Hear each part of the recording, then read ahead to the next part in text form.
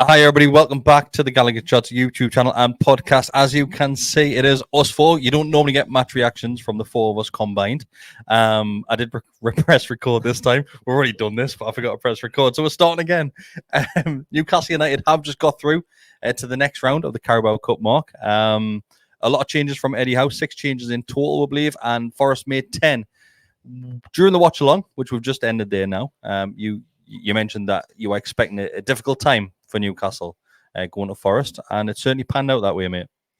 Yeah, I think just any time that you do make a number of changes like we have, it always just interferes a little bit with the dynamics of the team. And I know obviously Forest had made them; they seem to adapt to it a lot better than we did. Going down to Forest midweek, another Premier League team had a reasonable start of the season as well. Confidence is going to be high that they're on their own turf. I just thought we'd be in for a tough old evening, and yeah, like you say, it indeed did pan out that way. It did. Decker, a very good start from her though. 18 seconds. Couldn't start any better, could you? You talk about coming out the blocks. Wonderful, absolutely wonderful. So pleased for Willock to score, because obviously we'll get on to what unfortunately what happened later. But back in the team starting. 18 seconds in. I mean, it caught them cold, whatever you could say, but what a start. Like, you know what I mean? We're out the blocks, scored early, had a chance immediately after that one, really, from Tonali, which would have been amazing for him to score. But not great start. I just feel perhaps didn't capitalise on that, maybe, that good momentum at the start. I don't know if Forest kind of woke up and got their act together as well, but I was confident that would win the game, especially when I seen the lineup in 90 minutes. Oh yeah, when I seen the lineup, I thought, you know what it is, we're really strong here. Them had made 10 changes, which I always bang the drum of too many changes can be disjointing and all the rest of it. But the game didn't play out the way I thought. But we won. We're through. I guess that's the best thing you can say. But to your question, fantastic. So I couldn't have went better. Bessie, we saw the return of Sandro Tonali tonight, and he started to run the show at times. I thought it was great. The first, certainly when we had our period on top, maybe his first 15-20 minutes. You said, Chris, during the watch long, he's having one touch. Everything's a one-touch pass. He's moving the ball really quickly, accurately for the vast majority of cases. It was like the engine room when everything went through him. It looked great, looked really, really good, and fit. And that's a big thing. Obviously, with Spoke, I know you later on, Mark, you said about how you'd expect him to play longer because he's not coming back from injury. He's coming back from suspension, but he's been training the whole time. And he looked like he'd been training the whole time. He looked great. I mean, look at him burst up the pitch there. For those who can't see it, this is Joe Willock's goal. And he plays the ball to Miggy, and then he's right up the pitch. Yeah, he runs. So going through the goal itself, just because it's on the screen now, we might as well touch on a Bessie there. That it's Sandro that gets the ball, and it's one touch again. So Sandro to Almiron, one touch to Isak. He takes a touch, takes a shot. Then it falls to Willock, who's an absolute engine, absolutely steamrolling up that field. Of course he is. But the likes of just to touch back on Sandro there, like for that to be his first game back, it was like he hadn't missed any games. Yeah, he looked great. It shows one of the elements of the ban that we've been quite fortunate with, and I don't think you can say we've been totally, because the 10-month ban's not a lucky thing, is that he could train with the team. Like Ivan Toney couldn't. Yeah. And he got his ban from... He wasn't allowed any football activity, was he? No, where Tonali's been in training. I mean, he's had a couple of little injuries apparently during the last year, which can happen, I suppose. He's obviously had to go back to Italy for certain things. But he has been training with the first team the whole time, and I think it showed in that first half. I thought he looked really, really good, very promising. Given how it looked like it was going to be a struggle for him to fit into the team, we didn't know how he was going to fit last season when he was playing, and we still don't know really. But no, I was very heartened with what I saw tonight. We mentioned Decker like that. We've been not concerned, but we've been questioned likes of Tonali's role and where he fits into this midfield now, and who obviously drops out of that. So you've got, just off the top of your head, you've got Longstaff, Bruno, Joe Linton, Willock, and obviously Tonali in the mix there as well. I've been calling him Tonali all night, but Tonali into the mix there as well. When I brought this up in the watch along, I mentioned he's sitting deep. And he's just in that role, really. It's just, do you know how we've used terms like quarterback role, where they just grab the ball and play from there? But as soon as I said it, he started working his way up the field. So we still don't really know where he's going to play in this midfield. But what I saw tonight, I'm impressed, and I'm really excited to see what he can do going forward. Either of you, jump. Well, I think I think obviously Bruno wasn't on the field. At this point, yes. Tonali's almost being Bruno for tonight, if that makes sense. And I still think he can play that role. I really do. But obviously when the change happened, Tonali then went where I think he will play. If we play the three moving tomorrow or the day after, but in the future, if we do play the three of Joe Linton, Bruno and Tonali, I think Tonali will be the right-hand side of the three. Joe Linton the left and Bruno still being the holder. Replacing Longstaff. Yeah. And that, to be fair, that trio does excite us a lot, to be fair. Bruno the pivot. And I think Tonali has the engine to get up and down, clearly. Can work hard, good on the ball. He's passing, I think we referenced it a few times. Sublime tonight. Like one touch as well, like, not taking it, he's immediately giving it off. And Decker, just to interrupt you though, his passing was, the decision that he was making was great every single time. He was making the right choice and basically bringing players into the flanks and push them away, not just at the feet, playing it in front of them for them to drive onto that The ball. weight of his passes and stuff like that would just lovely, just into the path of the player as the move, and they're not having to adjust and stuff like that. That was, certainly on his forward passing, where he was in that kind of inside right, old-fashioned type of position that we were kind of saying. I agree. That's exactly what I was going to say, Decker, is what you said, is when Bruno's on the pitch, you would see him sitting deeper and pushing Tonali further up. But with us starting with both Willock and Joe Linton on there, it just meant that he did have to drop into that one. But I think having him in a position, and as the game went on, and we know that obviously the injury to Willock interrupted things quite a bit as well, is that's what then kind of caused for me us to start losing a lot of foothold within the game, is because we started missing out on the midfield battles. Tonali was having to drop back and sit deeper in alongside Bruno. Joe Linton was doing it as well, which was then just elongating that gap between the midfield and Isak, leaving him completely isolated. So if we can keep Tonali in that position where we want to see him, in that advanced right side, then I think that's where you're ultimately going to see that best from him, because his passing ranges, his ability to spot a move is something that we can really utilise in there. Interestingly, I've just gone on SofaScore there, so it's not. If you've got his average position, no, he's okay. He got the lowest score out of every Newcastle player on the pitch tonight. What? 6.4, and no one else scored lower than that out of Newcastle. He made 22 out of 28 passes. What did Hall get? Lewis Hall got 7. Jeez. That's been 7.6. Next lowest was Trippier, 6.6. He's like a 7. I don't know what that's based on. I don't know if it's a who scored rating. I don't know how. I was going to say, I think we have been very positive about Tonali, but I would also say that I don't feel we had the ball enough in the game to see maybe he could have grown in the game even more. But there was a long period in that, certainly in the second half as well. I think when you had 20% of the ball, when the stat come up, like there's not really much he can do. And I think he was, how can I put it? He was, I personally can't remember him making many challenges, but he was never stopped running.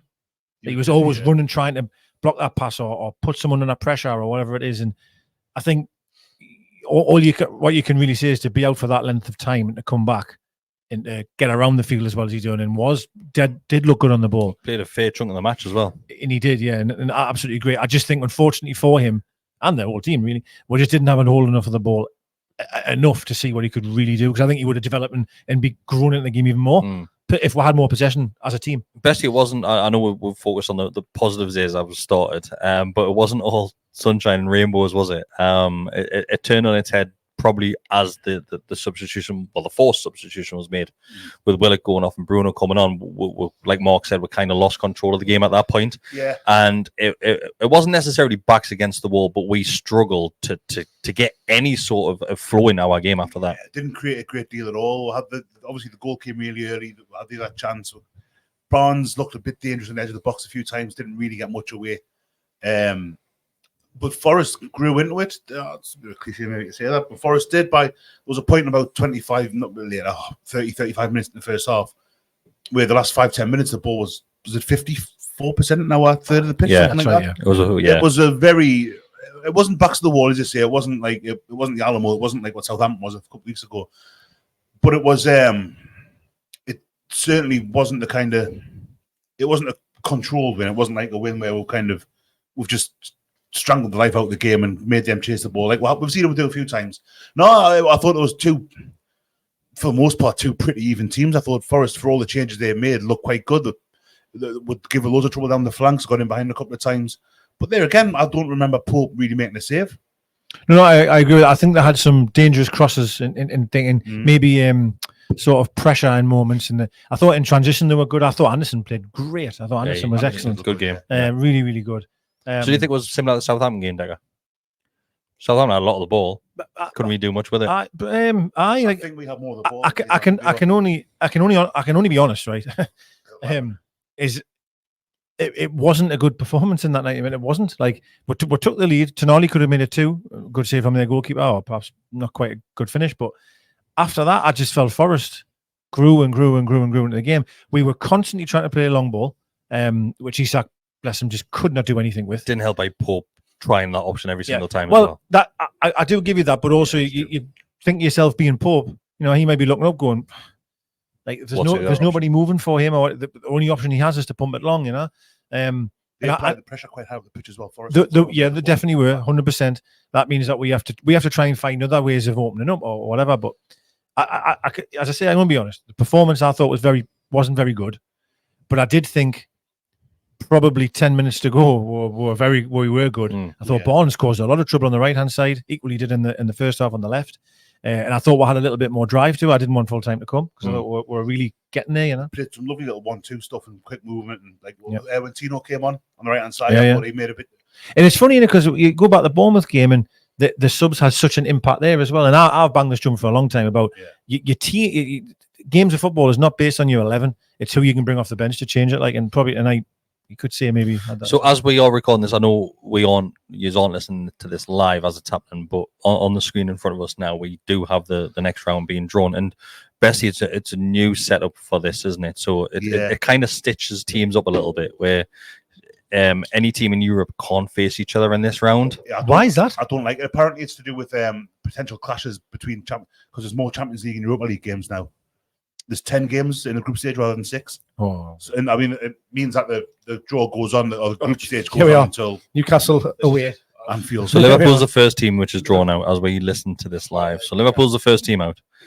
Once again, you can't have another Champions League team or a European team. It's West Ham. So I don't agree with why that's the justification they're giving for it. I don't think it should be the case. It's the same as it's protecting those teams that have qualified into Europe potentially as well, isn't it? Because it's not a good look. I know. As that's just proven, is you can still get Premier League teams drawn against each other. But So next one is Manchester City, number 17. So City at home. So this would be our luck. We haven't had them in for years, have we? This is Watford. We must be number 20. Start, mind you. It's too big. Like 2022, somewhere around that. I don't know. Because it hasn't gave with the numbers, has it? No. Forget Arsenal. The next one at home is Arsenal. Look at all the Champions League ones, all home times as well. Is that right as well? They're just guaranteed home ties. That's just how they've been drawn, Bolton. Right, we've missed the top 3 then, so we're laughing there. Yeah. We've dodged a lot. It could be a lot worse. That's huge for Bolton. That's all right so far.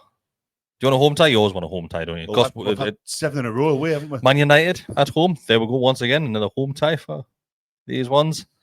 Oh, well, you can tell by the way that that can't be us. Yeah, you can tell, but he's only got 1 ball left. So there'll be another European team at home again. Yeah, that's mental. I think that's wrong. That is wrong. That draw that they just showed where it had. I think that's wrong. Like why? Yeah. Why are they guaranteed at home? And then 2 that's bullshit. I think they've drawn 6. No, they've drawn a draw. Oh, have they? Yeah. Right. Okay. Sorry. Number 30, which is Wickham. I think just going back to the game. I think the biggest thing for me, and whether you have this as a criticism of Eddie Howe or the rigidity of the team, is that it was evident, from Willock going off, is that we had a huge gap in the middle of the park. Yet we still insisted on keeping both Miggy and Bonds right out wide on either side of the pitch, instead of looking into the middle and saying, right, we're being overrun in midfield here, because they always had, to your point, Anderson was constantly available on the ball because there was loads of space in the middle of midfield. They were always picking up every second ball. Every time we launched it to Isak, it was coming back straight to one of their players in the middle of the park. And that was no fault of Isak. No. What I'm saying is, if anything, it's a failure to adapt to the situation that you find yourself on the pitch, where we've gone behind off the change, but we're still sticking rigidly to the formation that we're set up on. And I know that, yes, that's the way we play. We've played like that for the last 2.5 seasons since we're kind of House came in. But when you can see you constantly got a man spare, 2 men spare in the middle of the park, then you need to do something about that. And whether that's just ask the 2 wide guys to just tuck in a little bit tighter into the middle and just make it a bit more condensed in there, so that there's an option in there. You're not leaving Isak completely isolated by yourself up front, and just give you something. You don't have to do it for the full game. Just get yourself a foothold back in, pick up possession for a little bit, try and get some of that stuff going on. And it just, that was the frustrating thing for me, is we just didn't seem to try and combat what was going on on the pitch. So we're almost through this full draw. There can't be many teams left yet, and a lot of the Premier League teams have already gone. Newcastle are yet to go on.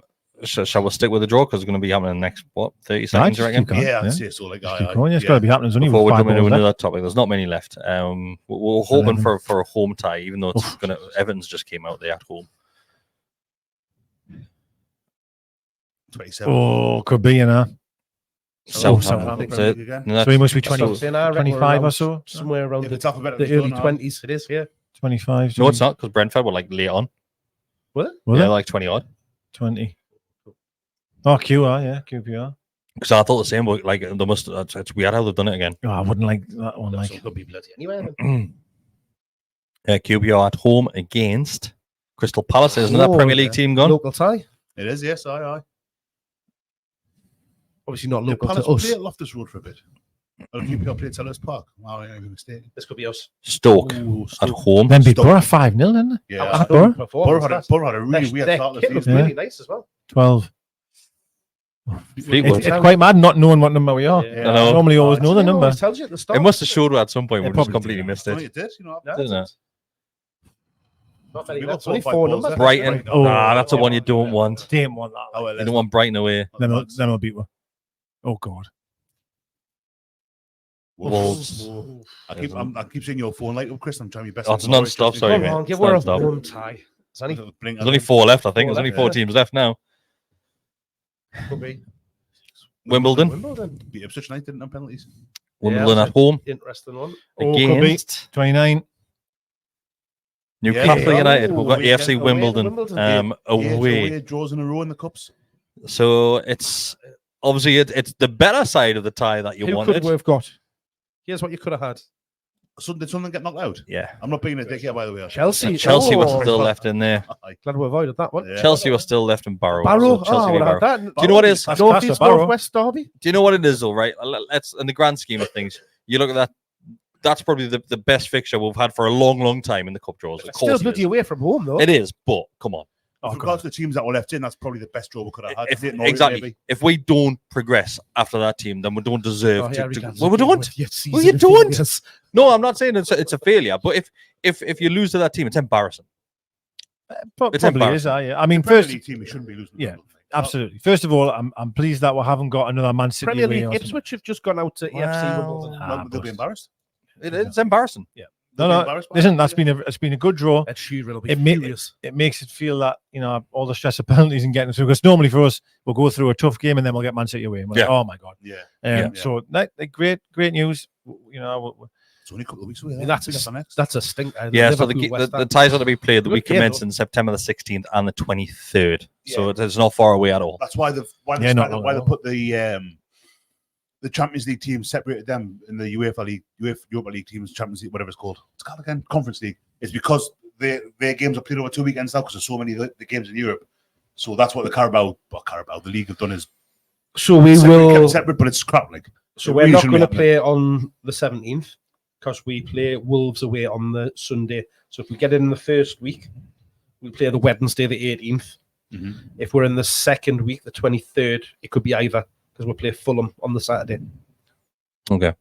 Right. What is it?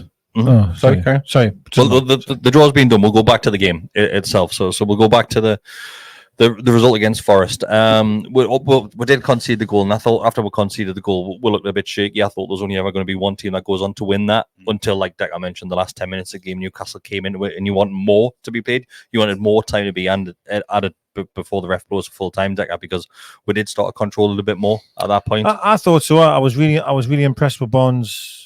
Well, I was really impressed. I mean, he played well. He did well. He played well. Yeah. He played well. I'm trying to be careful with my words because like nobody was exceptional. Do you know what I mean? But like he did very well. I thought he was a handful on the left, and then he moved over to the right. Well, actually, to be fair, when he brought Gordon on, he put Gordon over there first. Yeah. And then obviously must have realised that it wasn't working, or we could change it, swap it. Was canny.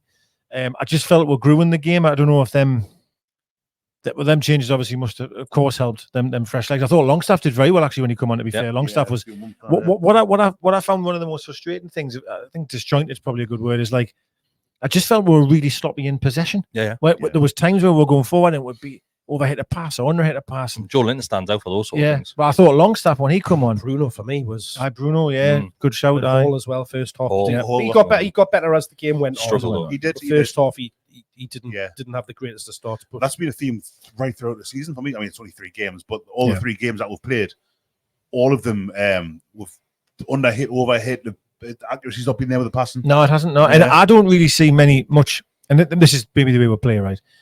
Sort of a sustained amount of possession of building it up. It's the moments I'm thinking in my head. The goal, of course, was just an unbelievable break. Great from Miggy Tonali as well, of course. You think of I don't think anything actually even come of this, but Joe Linton hit it wide. But Joe Linton's pass to Bonds, sprinting down the line. It's all sort of real counter-attacking style football. I'm not really seeing an actual move, if that makes sense. Yeah, it's when the space in behind, isn't it? So if they're sitting a bit deeper, we haven't really got the. Yeah. You say Isak's playing through the middle on his own. There's not really a midfielder next one behind him. The wingers are so far out wide. He's like that isolated. Yeah. And when they've got bodies around him, it's just so hard. Well, I think he barely have a kick, but it felt like it was totally apart from the break from which was scored the first. He was isolated. I can't recall him being as quiet as that in any game that he's played. He was isolated. Of course he was. I don't know. There's been a fair few where it's been like that. Like, again, I'll 25 last season. A broken record, but. Bessie, you've just summed it up there. If you're not got players in and around him, you can't expect the ball to be passed to him or for him to be able to do anything. Because when he's battling against big giant centre halves and he's got 2-3 of them on him at each point, expecting them to win a header or expecting them to hold up the ball or something like that, you need to get players in and around him. The thing is with Isak is he's very capable of taking the ball in and just getting somebody, but there's so many bodies on him all the time and they're right on top of him. But this is the point I was going to reference here, right? So I'm just trying to think at the top of my head, right? If I think of the moments of Isak that I think of, right? I honestly can't remember many times where people are around him. Truthfully, I always find he'll come deep, turn with the ball, and drive, and eventually people will. It was a different style that night where the ball was getting hit to him high, long, couldn't do it. But I would, honestly, hand on heart, I would say there's a lot of times where he is on his own, but he's able enough to take it in and beat a man, and then all of a sudden you're on the break, But he's up again. It was Bolly the night, wasn't it? Yeah, centre half. I mean, he's absolutely huge, mountain of a man. I remember the ball that he gave when he was at Wolves. Yeah, big fella, and obviously we're pumping long balls up as near good. Yeah, but to Mark's point, I did think. I mean, Barnes loves to stay out wide. I felt Miggy put a real shift in, no question. Yeah, but offensively, we're 3 games into the season now, and I know it's not a huge pool. Something of course it's not. It's only 3 games, but it just hasn't clicked yet, and you're still trying to find out which version of Newcastle we'll have now. Do we have that high intensity Newcastle, which we saw the season that we're pushed on for 4th and got Champions League football? I haven't seen any evidence of that. That's what I mean. No. We're still trying to find ourselves at this moment in time, and we've seen. Do you know what it is? We've seen teams so far, and then once again, we're only at the start of the season, but we've already seen that. Yeah, that's what I mean. We've already seen teams do it, and are you worried, Bessie, that intensity isn't there? I don't know if I'm worried yet, but I could be worried in a couple of weeks if it hasn't come back. It's very, very early in the season. We've mentioned quite often that we've had like Anthony Gordon, who was a massive part of last season. Yeah. And less so kind of the first half season that he came. But he's still in pre-season mode, basically. He's played the 2 games, came on for half an hour at night, played 1 half in pre-season against Girona, I think it was, on a Friday night. So he's a massive Bruno part and of how we Miggy's play. the same as well. Pardon? Because obviously Bruno and Miggy's the same as well. Yeah, Because Trippier. they've been away at the Copa del America. Yeah. Gordon coming on there again didn't look. Yeah. Wasn't the Gordon that we know, right? He That's right. I don't didn't think look he's like quite that. there. He's not right, is he? I think it's a physical thing rather than I don't Yes, think it's, all right. yeah. When I Yeah. say not right, I mean physical. Yeah, it's not mentally, it's physically. That has been the conversation that's been had. Yeah, I'm not having it. But I think to your point though, Chris, and again, I'm with Bestie there. I'm not worried at all because what I would say is 3 performances that we've seen, I don't think any of them have been very good. Mhm. That's how I feel. And I agree. And I think to your point though about I'm saying we're not very good in possession. I think we're very sloppy in possession. Mhm. Our intensity's not there that it was yesterday. We Wasteful don't at look times. like we're pressing. We don't look. We've got. So what are we then? That's what we got. Mhm. Now what I would say though is we're staying in games. You know, we're quite solid. You know, we are solid. Yeah. Bestie's mentioned there, Pope didn't make a save, right? Hard to And beat. I'd Yeah. agree with that. So you're staying in games, you still haven't lost a game, and you haven't really played your best football at all. So you can look at it 2 ways, right? There's, I think Sunday is a big one because Tottenham look good this season Yeah. already. Yeah, they I do. would agree. And They do. when you think of the Southampton game at home, the amount, even with 11 men against 11, Southampton were ripping through it. Yeah. The likes of Son and the likes will take them chances, which I don't think So Southampton. just bringing it in with Mark, Eddie Howe put it up in the dressing room that intensity is our identity. How long do we give it this season before we know what our identity is? If you go off last season, October, because that's probably where it took with to start actually getting a good spell and run of games together, doesn't it? We haven't got off to the best of starts in any of the last couple of seasons. So It's not a bad start. Like No, it's no, far from a bad start. I mean, if you go back to last season, you take the first game out against Aston Villa where we were excellent, Yeah. absolutely brilliant. Yeah, really good. You went into that game and you thought, Christ, what is going to happen this season because we were brilliant. The next 3-4 games after that were probably very much like what we've seen this season. I thought we did really well against Liverpool, but just couldn't put it to bed. Then Nunez came on and had 2 shots and Yeah, scored them potentially. both. Got one on a break twice. Yeah, I mean that obviously we all know what's happened with the Isak goal as well. That could have changed things there as well. But I'm not overly worried at this time because it is so early in the season. But you need to see a bit of reaction, and I just don't think that, as you're saying, we've clicked. No. Yes, just got into Still plenty of that time. rhythm of how we used to playing, and almost that sixth sense where there was glimpses of it in the game today, where we weren't even looking, just the pass was on. Joe Linton just fed that ball through to Barnes because he didn't even look. He knew he'd be aware the space was there, so he hit it. It's just getting moments like that and putting them together regularly. Well, you think of the goal, that was us. That's the Newcastle I know. That goal of explosion of pace, drive. Really hopeful. I was really hopeful. Like Forrest had kickoff and we scored 18 seconds. Forrest had kickoff. Yeah. No, when they scored that's exactly what I thought. I thought, right, this is Us. what I was hoping to see. Well, I said 3-0 and when the warm out, this is it. This is happening. 10. This is on. I want to jump to the penalties. Just to wrap it up, we'll go through the penalties. So Isak is the first one that steps up, Degger, and you know what you're going to get with Isak, don't you? Yeah, well, I think A scuff. yeah, Go for the goal. it's a sign of real quality in a player, isn't it? When they've had a poor night, let's say a poor night, nothing's really went for him. He's been shoved off the ball, etc. But still confident enough, steps up, puts it home. He looked frustrated at the end as well. He will be, He because was going he'll off. know that he's better than that, and he might be frustrated with the service given as well at the same time. But I think He as went well, near the river, that is it. he'll be annoyed with himself as well. Next up, I'm just going to go through the Newcastle United goals here. Next up, Bestie, is Joe Linton. Yes. And we all sat here and said he does not look confident. He looked very sheepish walking up to that penalty spot. Looked nervous, looked white as a sheet. And it was a decent hit. Like, it wasn't a bad penalty. It was a decent hit. It was a great save. But we're never confident. And we're very shocked that Joe Linton was second on the sheet to go. I didn't want him to take one because I don't have a great deal of faith in his Finishing, yeah. To be honest with you, I think he's a very much a confidence player when it comes to being in front of the goal. And for all he took his goal really well against Southampton, I didn't fancy him.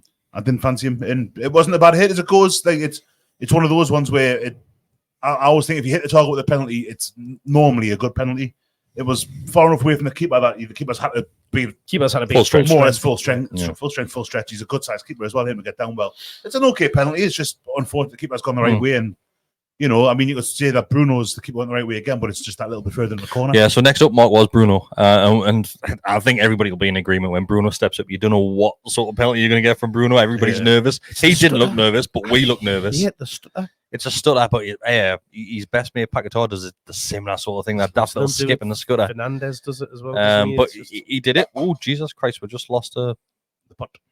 But no, he tucks it away nicely, doesn't he? Puts it right out, far enough away from the keeper that even if he's going for it, he's not getting close enough to it. But yeah, good penalty. Yes. He went straight over and a boat and went, save it. Yeah. So if people didn't see it, if people didn't see it, Bruno just walks over a putt and goes, save it. There's no question, like not even a conversation, just save it. Pope doesn't save it. He doesn't save it, and the next two penalties are bad penalties, aren't they, from Forest? As bad as it gets. Yeah, yeah. So certainly the last one. Yeah. I mean, the other one's bad enough. It hits the bar there. I mean, mate, he has sent Pope to the shops, like so. He sold him. Was that third and fifth penalty? To be fair though, Pope. No, for that one, I think it was third and fifth. I might be wrong. Came out and started trying to get into his head because he started for the final one. Yeah. Who takes our fourth penalty? Sorry, like Gordon. Gordon. Gordon comes out. It's probably the best penalty of the night. Beautiful. Yeah, great penalty. Yeah. Once again, you're confident when Gordon steps up. The fifth penalty, just to quickly go through it, Longstaff, Decker. Longstaff gets a lot of crap. This is why I've came to you, because you're the one that gives it. Yep. Really confident, and do you know what? It's calm, absolutely calm as you like. Absolutely. I mean, you know, you would think, you know, I'm not saying that he can't take a penalty, he clearly can, but you know, when you see him up there, you think, oh, you know, he's not exactly a natural born finisher. You know what I mean? But he took it absolutely superbly. Taking the fifth penalty is similar to taking the first for me. You need to be brave to being first or fifth. Well, to be fair, you need to be brave to put your hand up on any of them, you know, take any of them, you know, and that's why for all Joe Linton missed. But the thing is, you've probably got every fan that was in the away end, all of us for like, oh, when you seen him, we all feel that, and probably Joe Linton probably even has it, man. Do you know what I mean? And that's why I think Bruno was making such a big thing at the end to say, don't forget about him, type or whatever. But no, real credit to Longstaff, and I will reference again. I thought when he come on, some of his link-up play, he was moving the ball out wide really quickly, driving into the ball. I thought when he came on, he was very, very good. Tonight he's back now, so he has to open his game. You know what it is? That's what it is, right? Competition for places, right? And it goes to like if you brought a player in at the week before the window closes. If you did, again, competition for places tries to lift people. Do you know what I mean? So. Anything that you just want to add before we end it there? I'll go to bed. We're undefeated. So undefeated, yeah. Regardless of how people it's may a positive feel. take. I know for fine well, if you go on social media now, it'll be full of negativity, shite performances, blah, blah, blah, blah. Right, fair enough. We're so early on the season, right? So don't take too much from those performances. We'll just wait a little while. Give it a few more games. Let's see what happens. Like I said, we're unbeaten. We're 3 games in. We've got 4 points. We're through to the next round of the Cup against the Premier League side. That's the important bit to look at. Our ball was in that pot. That's all that matters in the grand scheme of things. You can, you know, nobody will remember that performance if we make it, you know, keep going through, make it through these rounds. Don't care about, you know, how you get to the final. You just care that you got there. Since we brought in the cup scheme, you know, for tickets, instead of buying them, you sign up. We've had 1 home draw since the Champions League. Notwithstanding, my bank balance is screaming. Thank you very much. Mine as well. When we walked out of Ewood Park last season, I'm saying, I hope we don't get a Wembley here. I can't afford this. Yeah. But yeah, like we said, let's try and take the positives from it. We've still got plenty of time to be negative throughout the season. So we'll stick with it. There'll be a time that'll come. We'll not be happy with things. We're not happy clappers. We're not on the other side of the fence as well. We're not all doom and gloom. It's fine. It's early on the season, unbeaten, like I said. So we'll go on to the next one. It is fine. What's going on here? I don't know. I think we've got to apologise. We've got an absolute poltergeist in this. This is why we are running out the building. It is now 11 o'clock, boys. So I think we should call it a night. Thanks, everybody. If you're listening to this, just like the video, become a subscriber. It costs you nothing. It is just $2.99 a month to become a member. You do get early access to videos. You get access to the Telegram group. You get extra stuff as well. So just do that. It means a lot to us as well, and it helps us out massively. Watch what he's doing. See you next time. Ta-ra.